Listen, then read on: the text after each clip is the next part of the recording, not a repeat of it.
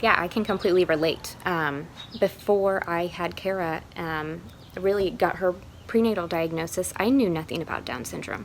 And so I'm always happy to share more about our lives and what Down syndrome really truly looks like.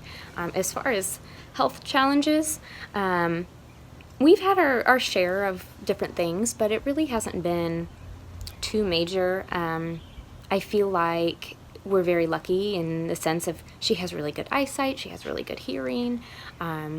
She's been delayed in a lot of motor skills like walking and, sitting up. She didn't sit up until she was like 8.5 months old. She didn't walk until she was 2. She is nonverbal at the moment, which is something that we're working to overcome. And that's probably the biggest challenge right now, is just her speech delay. She has suspected apraxia of speech, which is a motor planning disorder. So she has the words in her head and she knows what she wants to say, but her brain has trouble telling her mouth what to do. So there's a lot of inconsistencies, and it's very difficult for her to get those thoughts out. So that's why we teach her sign language. She's really, really good at communicating, even though she doesn't have words yet. Other than that, probably her heart defects have been the biggest challenge so far, and that is not something that every person with Down syndrome has. She just happened to have a couple holes when she was born. And she recently, by recently I mean less than 2 months ago, had open heart surgery, and that was rough. It was rough. I mean, anytime you hand your kid over for any surgery, it's extremely stressful, but we got through it. She's on the other side, and she's back to her old sassy self. I mean, to get through that, you just take it one day at a time. Honestly, there's not much else you can do. Just do your research, make sure you're getting good doctors, and advocate.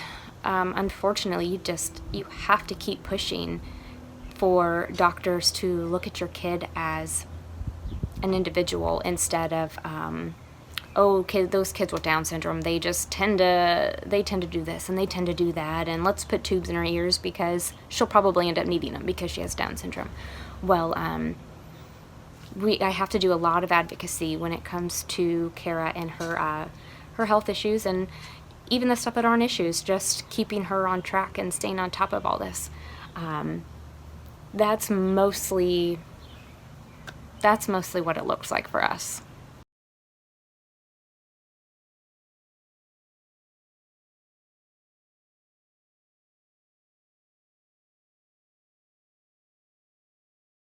As far as getting started, I do have a link on my blog for different Down syndrome clinics across the country. I believe it's under resources, and any sort of local Down syndrome guild will have a lot of information on those kinds of things. Also, Facebook.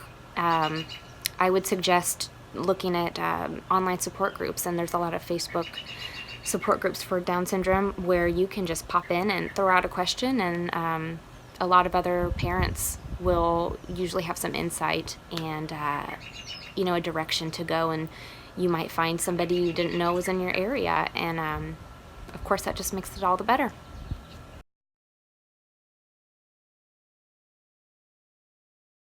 That Down syndrome is sort of a rare condition that only occurs in pregnancies in women over 35. And again, that's not true. I mean, I was 27 when I gave birth to Kara, and I know loads of women who had their babies when they were young, 21, 25, 31, 35, 40. I mean, it does play a part. Maternal age does play a part in Down syndrome, but I believe it's 80% of pregnancies that the baby has Down syndrome are born to mothers who are under the age of 35. And as for it being a rare condition, that's also not true. It's actually the most common genetic condition, and something like 5,000 to 6,000 babies are born in the U.S. alone every single year with Down syndrome. So it definitely happens, and it's a great thing that's happening too. My biggest tip is to practice. If you take your kids to the playground and you see a little boy with Down syndrome, go up to his mom and introduce yourself, introduce your kids, ask questions, and more than likely they are very willing to answer you. Another very easy way, it's so easy these days, is to go online. Jump on Instagram and look up a couple hashtags: Down syndrome, Down syndrome love, the lucky few, more alike than different, or just a few of many, many hashtags related to Down syndrome. And you can start kind of poking around and seeing these faces with Down syndrome. And I feel like the more you see them, the more you see less of Down syndrome and you see more individual faces. And it makes it a whole lot easier when you do encounter somebody in real life that has Down syndrome. You're able to kind of have that fear melt away, that uncertainty, and now that you are more educated, you know that you can see this person just as another individual. Well, I hope that really clears some things up, and I hope you're a little bit more comfortable with Down syndrome. Know that I'm always open for questions. I'm really not easily offended if you're just genuinely curious. So, I mean, you can always go through the blog and send me an email. I'm always on Instagram or Facebook as well. And I'm, like I said, just ready to answer any questions that you may have. And I want to give a big thank you to Hannah with the Landing Place for hosting this fundraiser. I mean, it means more than you could possibly know, not even to just me and my family, but to the Down syndrome community in general. So thank you.